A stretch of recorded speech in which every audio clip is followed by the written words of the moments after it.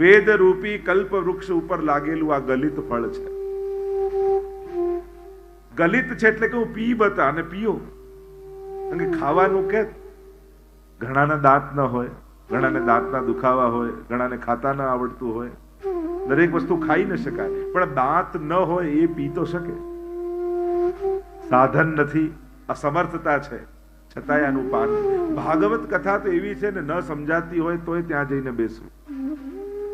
2 શ્લોકો પણ કર્ણમાં પડે ને એટલે શ્લોકાર્ધમ શ્લોકપાદંબા, અડધો શ્લોક કોઈ સાંભળી લે તો એને રાજસુ અને અશ્વમેઘ યજ્ઞના ફલ મળે છે. એવો ભાગવતનો પ્રભાવ છે. એટલે સંસ્કૃતમાં પારાયણ થતું હોય ને, ન સમજાતું હોય તોય જઈને બેસવું. ભાગવતના શ્લોકો કર્ણમાં પડે ને તો એ કલ્યાણ કરનારા છે. અમુક લોકોનું સાંભળવું ભલે સમજાય નહીં, પણ એ સાંભળેલું નકામું નથી જતું. શબ્દો ક્યારેય નકામા નથી જતા. હૃદયમાં કોઈ ને કોઈ ભાવ, શબ્દને પણ બ્રહ્મ કહ્યું છે. તમે અહીંયા બેઠા હો, બહુ સારા મૂડમાં હું 2 શબ્દો હું તમને એવા કહી દઉં, તમારો આખો મૂડ ઓફ થઈ જાય, એવો ચહેરો પડી જાય, તમે ફીકા પડી જાય. 2 શબ્દો કહેવાય. અને 2 શબ્દો એવા કહી દઉં કે આમ ચહેરો ખીલી જાય. નાનકડા શબ્દો તમારા ઉપર કેટલા અસર કરે છે. આપણે એમ કેવું કે અમારા પર શું હોય, તો જે બોલાતું એ બોલાય ના, પણ અસર કરે છે. શબ્દો એમને નકામા નથી જતા. એમ ભાગવતના એક એક અક્ષર ભગવદ રૂપ છે, બ્રહ્મ રૂપ છે. તમારા ચિત્તમાં એ અસર કરે. હરિ ચિત્તમ સમાશ્રયેત. ભાગવતના મહાત્મ્યમાં તો કહ્યું, સ્વયં ભગવાન ચિત્તમાં આવીને બિરાજી જાય છે, તમારા હૃદયમાં આવીને બિરાજી જાય છે. એવો ભાગવતનો પ્રભાવ બતાવે. તમે કોઈ અગ્નિ સળગતો એની પાસે જઈને બેસો તો ગરમાશ લાગવાની છે. તમે કોઈ બરફની પાસે જઈને બેસો તો ઠંડીનો અનુભવ થવાનો છે.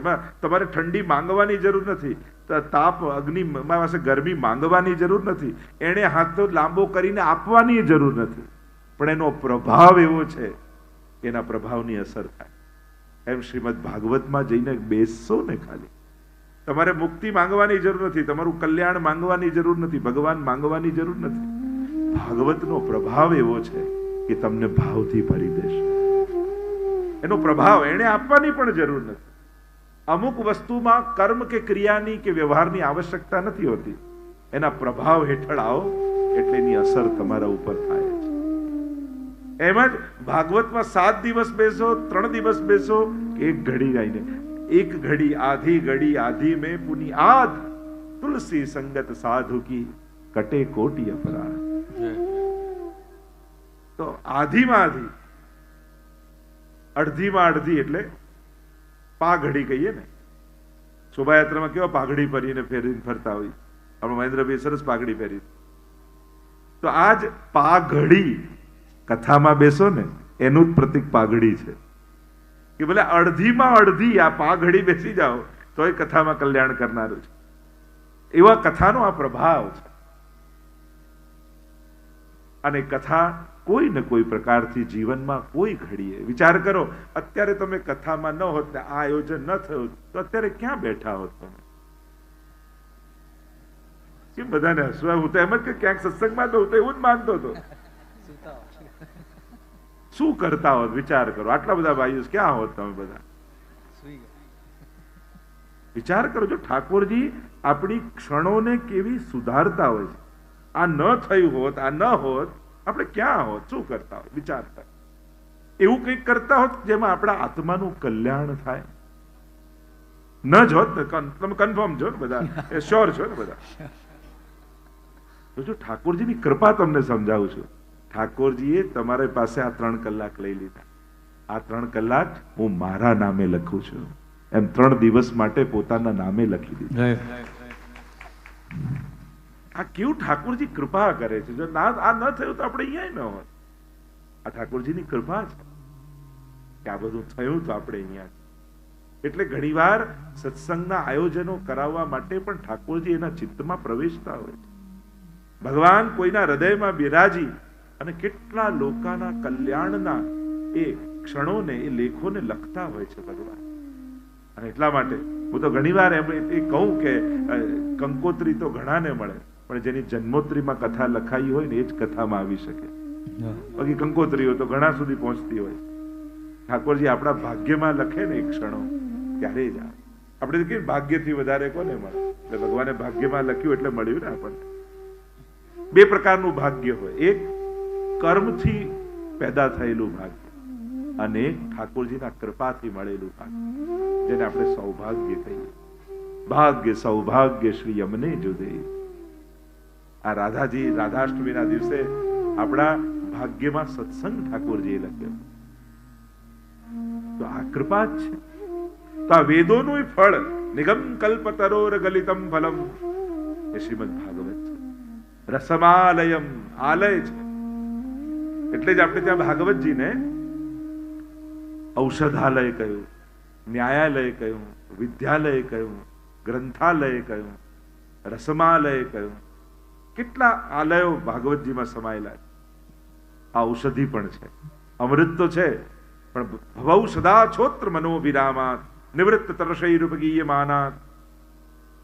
ભવૌષધિ કઈ છે?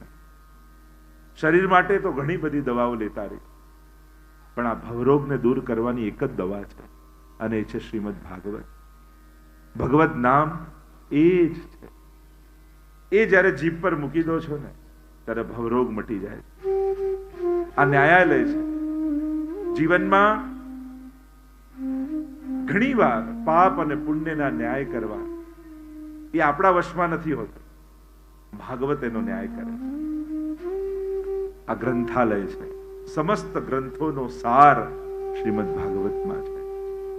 નિગમ કલ્પ તરોર ગલિતમ ફલમ વેદ રૂપી વૃક્ષ, જેની ઉપનિષદો ને પુરાણ અનેક શાખા પ્રશાખા પત્રો આ બધું જ વિરાટ ફેલાયેલું કલ્પવૃક્ષ, અને એના ઉપર લાગેલું આ ગલિત ફલ. ભાગવત રસમાલય છે. સમસ્ત રસો એટલે તો પૂર્ણ પુરુષોત્તમની કથા છે ને, કે અહીંયા પ્રભુએ સમસ્ત રસો પ્રગટાવ્યા પોતાની લીલા દ્વારા. સમસ્ત રસોનું દાન પરમાત્માએ કર્યું છે.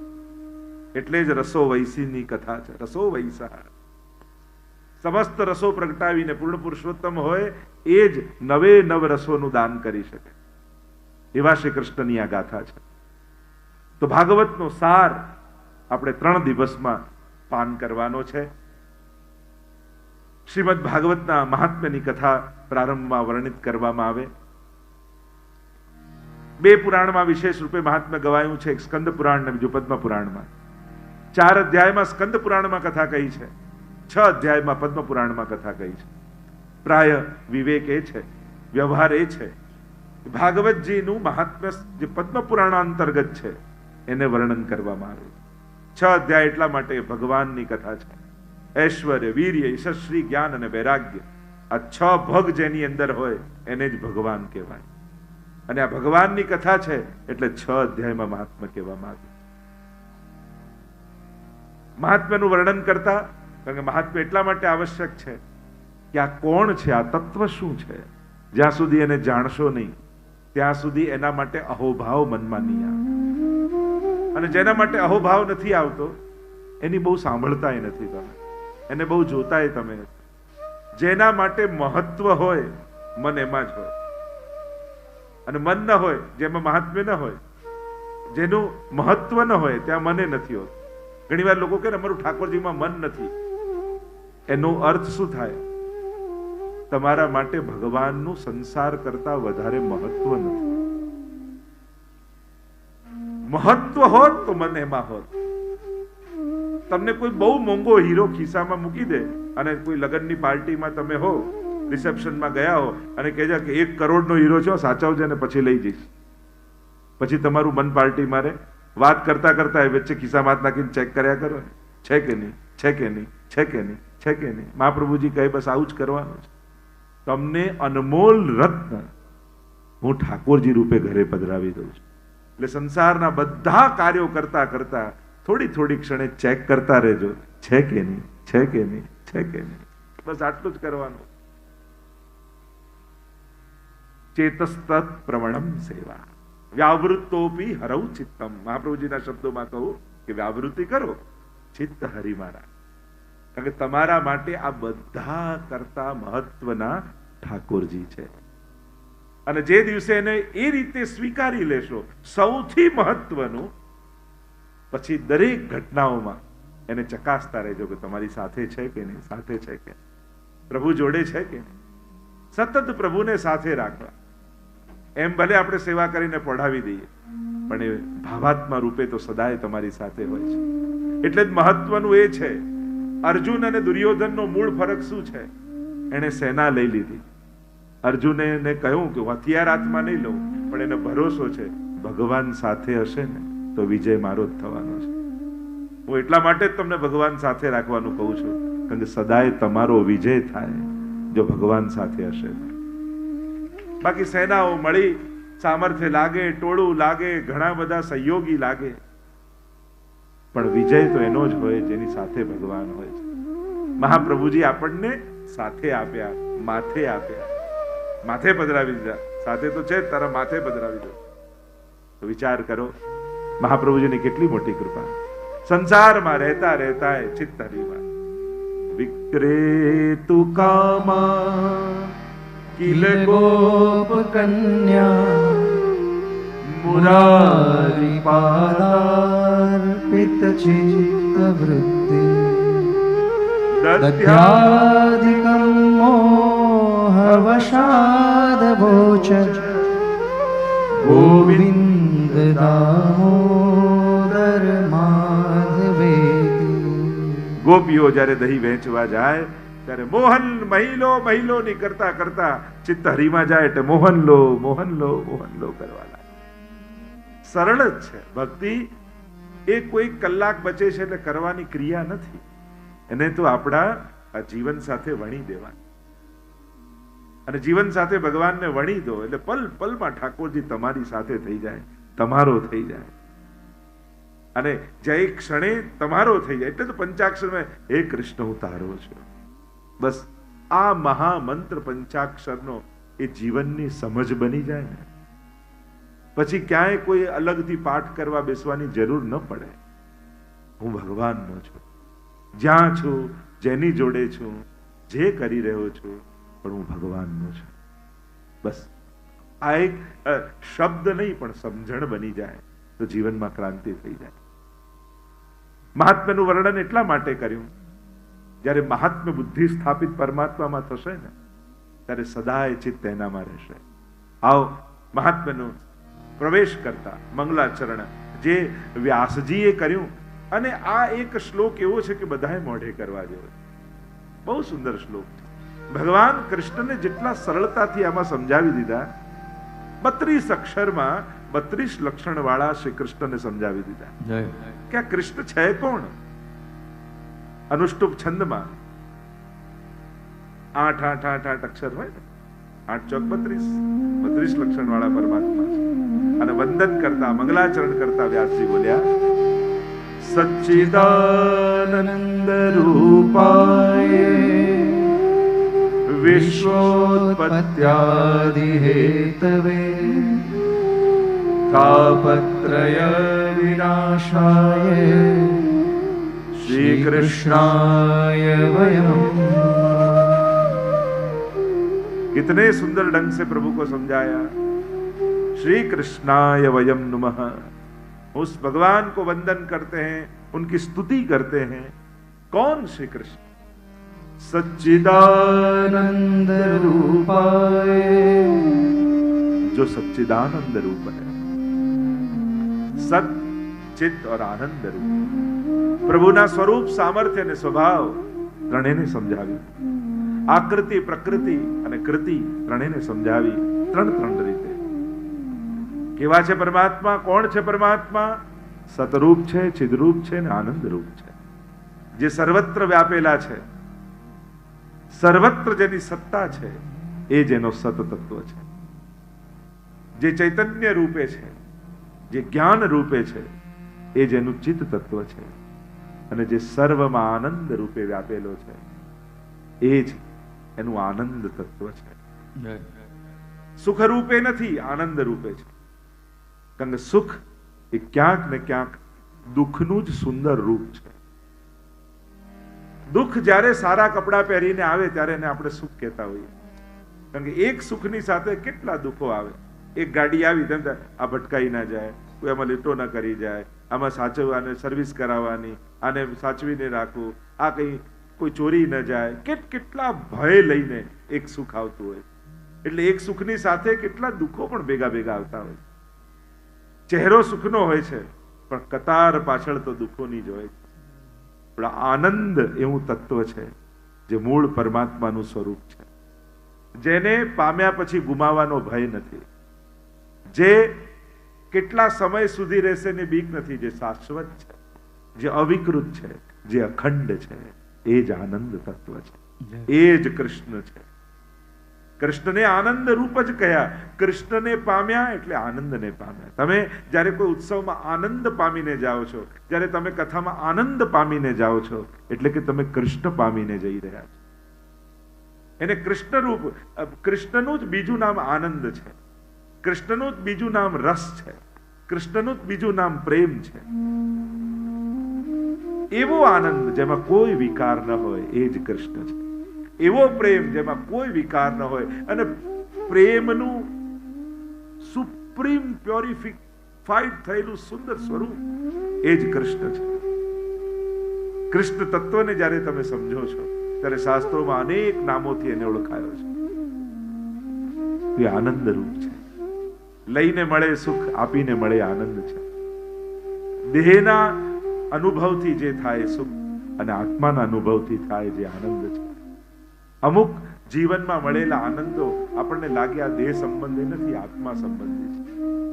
કથામાં બેઠા બેઠા આપણે કાંઈ ન કરતા હોઈએ, સાંભળતા સાંભળતા પણ એ આનંદરૂપ પરમાત્મા કેવો આપણા હૃદયમાં પ્રવેશ કરી જાય.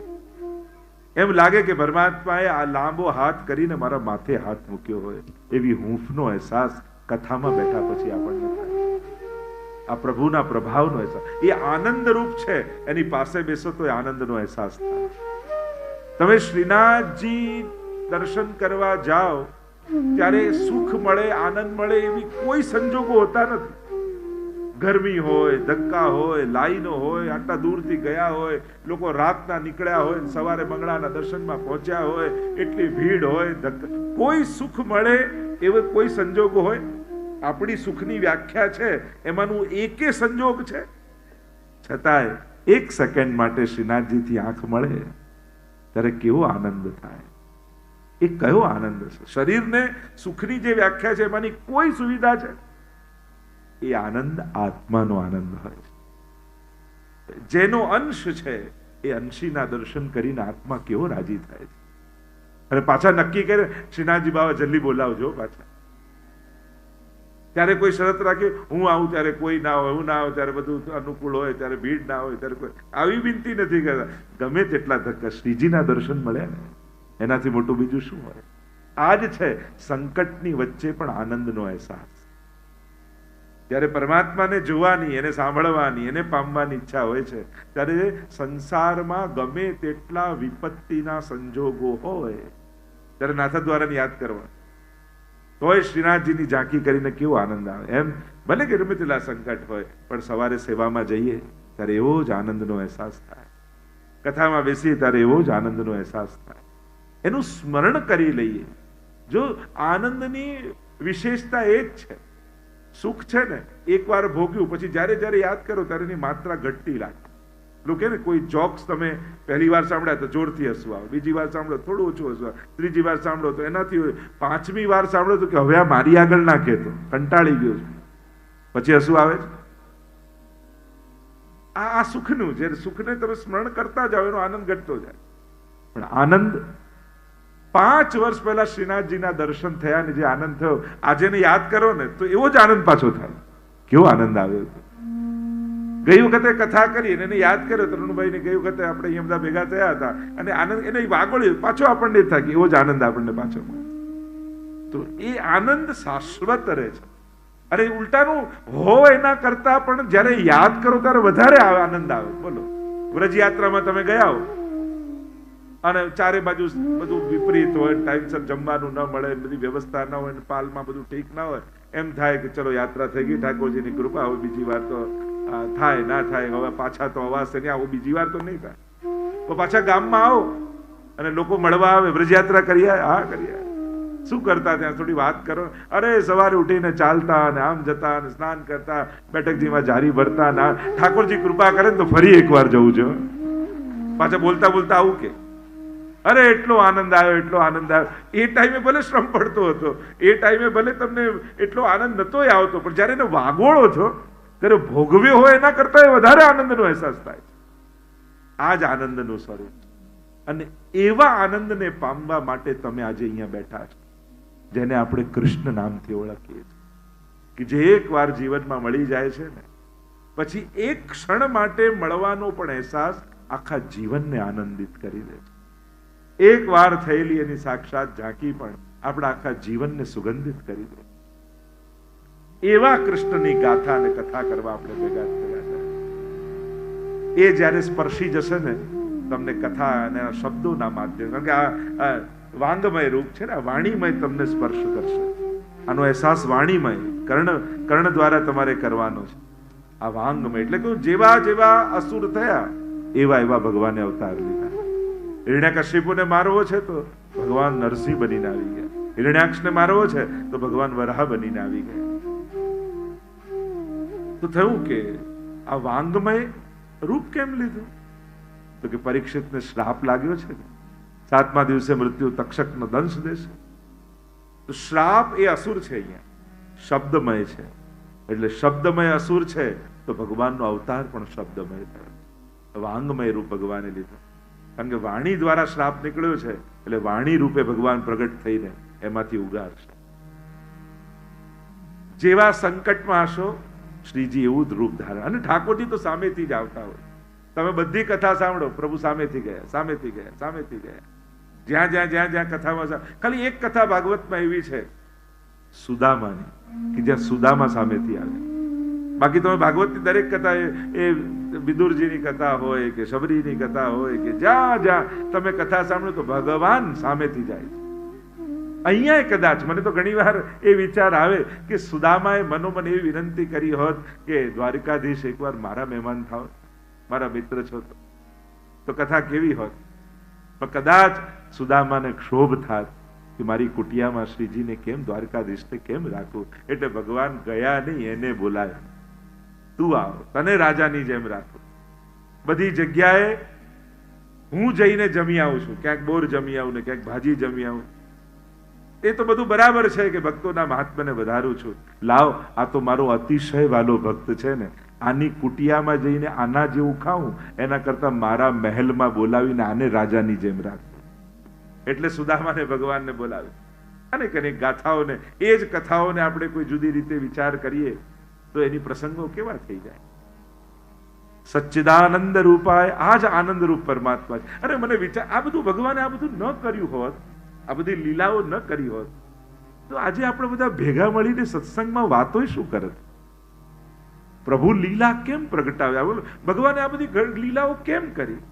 કારણ કે જ્યારે ભગવાન પ્રગટ રૂપે ભૂતલ પર ન હોય ને ત્યારે આપણે આ બધું ગાઈ અને ભગવાનની કૃપાનો અહેસાસ કરી શકીએ.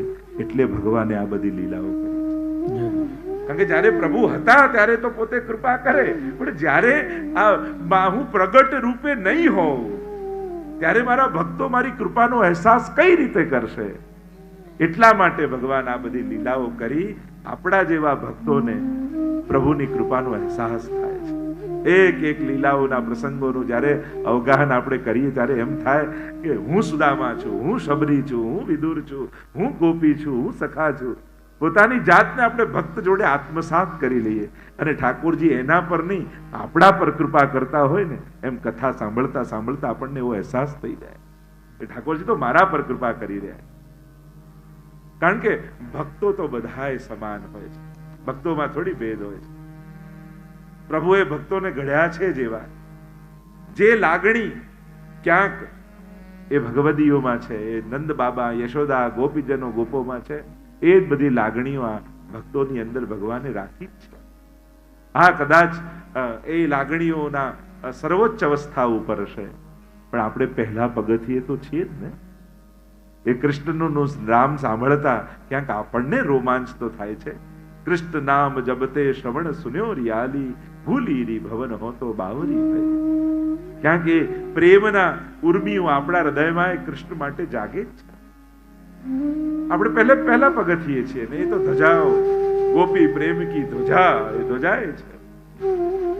યાત્રામાં તો છીએ આપણે, ક્યારેક પહોંચીશું. સચ્ચિદાનંદ રૂપાય શું કરે છે? વિશ્વોત્પત્યાદિ હેતવે, વિશ્વની ઉત્પત્તિ સ્થિતિને લય કરે છે. કરનારો એ જ છે, એ જ સર્જન કરનારો છે, એ જ પાલન કરનારો છે, એ જ વિસર્જન કરનારો છે. એટલે મનુષ્યને મળશે કે નહીં એની બહુ ચિંતા નહીં કરવી. એટલે ભાગવતજી માટે કહ્યું છે, ભય, મોહ, આ બધા જેટલા લક્ષણો આપણી અંદર છે એ બધા જ માણસની અંદર એટલા માટે જ છે કારણ કે એને અવિશ્વાસ છે. જે દિવસે વિશ્વાસ દ્રઢ થઈ જશે, ન રહેશે મોહ, ન રહેશે ભય, ન રહેશે રાગ, ન રહેશે દ્વેષ. ભગવાન બધું કરનારો છે, આપનારો છે, વિશ્વની ઉત્પત્તિ કરનારો એ છે. તું જે બધાને સર્જનારો છે, જેણે મને સર્જ્યો છે, એ મારી ચિંતા પણ કરશે.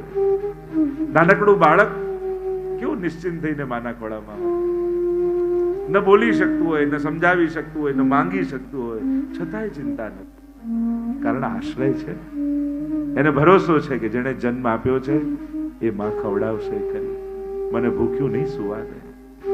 આ વિશ્વાસ અને નિશ્ચિંતા આપે છે. આપણને સર્જનારા ઉપર આપણને જ ભરોસો નથી. જેણે ઘડ્યા છે એ પૂરું કરવાનું જ છે. તો વિશ્વની ઉત્પત્તિ કરનારો એ, પાલન કરનારો એ, લય કરનારો એ નાશ નથી કરતો, એ પોતાનામાં સમાવી લે છે, પોતાનામાં લય કરે છે. મહાપ્રભુજી નાશ શબ્દનો પ્રયોગ નથી કરતા, આવિર્ભાવ અને તિરોભાવ શબ્દનો પ્રયોગ કરે છે. બ્રહ્મ જ આવિર્ભૂત થયો અને બ્રહ્મ જ લય કરે છે. તમે આ એક જે નાટક ચાલી રહ્યું છે, લીલા ચાલી રહી છે પ્રભુની, એના દ્રષ્ટા બનો તો આનંદ આવશે. તમે પોતે રોલ કરવા લાગશો, યા તમે પોતે નટો નાટ્ય ધરો, યથા કુંતાજીએ પણ કહ્યું છે સ્તુતિમાં કે આ કેવું નાટક પ્રભુ આપનું.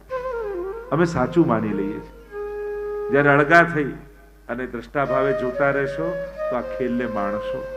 મહાપ્રભુજીના શબ્દોમાં આ જ વાત કહું તો તથૈવ તસ્ય લીલેતી મત્વા ચિંતામ ધૃતમ ત્યજે. આ બધી જ એની લીલા છે. તમે આ બધાનું જ્યારે સાચું ખોટું, સારું ખરાબ, સારું વધારે, આમ કરવું જોઈતું તું આમ કર, રાગ દ્વેષ, આ બધા દ્રષ્ટિકોણથી મૂલ્યાંકન કરવા બેસશો ને આ જગતનું તો થાકી જશો. કોઈ નિર્ણય પર ક્યારે નહીં પહોંચી શકો. પણ આ બધી પ્રભુની લીલા છે. જ્યારે તમે કોઈ પરિવર્તન કરવા સમર્થ ન રહો ત્યારે દ્રષ્ટા ભાવે જોયા કરો. આ ઠાકોરજી ખેલી રહ્યા છે. હા, તમારું સામર્થ્ય તમારા કહેવાથી કોઈ બદલાવા તૈયાર થતું હોય તો બદલવાની, પણ જ્યારે એક સંજોગ એવા આવે કે હવે દ્રષ્ટા ભાવે પ્રભુની રમતને જોવી છે, માણવી છે, ત્યારે બસ એ રમતના દ્રષ્ટા બનશો તો આનંદ માણી શકશો. એની લીલા છે. તો સર્જન કરનારો એ, પાલન કરનારો એ, ને લય કરનારો એ. ભગવાને આ દુનિયામાં કઈ વધારાનું બનાવ્યું નથી. પણ આપણને લાગે પેલું જેમ ઘડિયાળ કોઈ તેમ થાય કે લાવ ખોલીને, રેડિયો ઘણા સમયમાં નહીં જૂના, લાવ હું રિપેર કરું, અને પેલું ખોલે જયારે બંધ કરવા જાય ત્યારે આટલો મસાલો વધે. એમ થાય કે આ બધું અંદર નાખ્યું તું કઈ રીતે, આ તો પેક જ નથી થતું. તો બધી વસ્તુ કામ નહીં જતી, કોઈ વધારાની તો નાખી નથી. આપણને ફાવતું નથી. આપણને ન સમજાય વસ્તુ ખોટી બની જાય યા ખોટી કહેવાય એ યોગ્ય નથી. આપણી સમજણ નાની છે. દુનિયાને જોવાની, દુનિયાને સમજવાની ક્યાંક આપણી સમજણ બહુ જ નાની છે. આપણે સમજી શકતા નથી, અને નથી સમજી શકતા તો ચુકાદાઓ બેઠા બેઠા ન આપો કે આ ખોટું, ના સાચું, આમ નતું કરવું, આમ કરવું જોઈએ, આમ કરવું જોઈએ. આનો અંત જ નથી. આનો અંત એક જ છે, હરી ઈચ્છા. મારે આનાથી અલિપ્ત થવું છે. જ્યારે સુધારી નથી શકતા તો સુધારવાની કોશિશ પણ છોડી દો. પોતાનું કોઈ યુવાનને સુધારવામાં પોતાનું ઘડપણ નહીં બગાડો, કારણ કે એની 1 મિનિટ કરતા તમારી 1 મિનિટ વધારે કિંમતી છે. કારણ કે એટલી ઓછી છે ને પેલા કરતા. એનું તો જીવન હજી ઘણું લાંબુ છે. જો તમારું આયુષ્ય વધી ગયું હોય તો પેલા કરતા તમારો 1 કલાક વધારે મોંઘો છે. આવો ખોટનો ધંધો નહીં કરો. કોઈ તમે એમ કહો કે આ ઓછી કિંમતની વસ્તુ વધારે રૂપિયા આપી લો, એમ અમુક સમય થાય ત્યારે દ્રષ્ટા ભાવે રહેવાનો પ્રયાસ કરો. હું આનાથી બધાથી અલિપ્ત છું, મારે ભગવાનના થવું છે. સંસારનો થઈને ઘણું જીવ્યો, હવે ભગવાનના થઈને રહેવું છે. પ્રભુને એમ થાય કે આ જીવ મારો થઈ ગયો. અને જે દિવસે પ્રભુને આવો અહેસાસ કરાવો છો ને, તો ભગવાન તમારી ક્યારેય અન્યથા ગતિ થવા દેતા નથી. એ એમનો પોતાનો બનાવીને સ્વીકારે છે.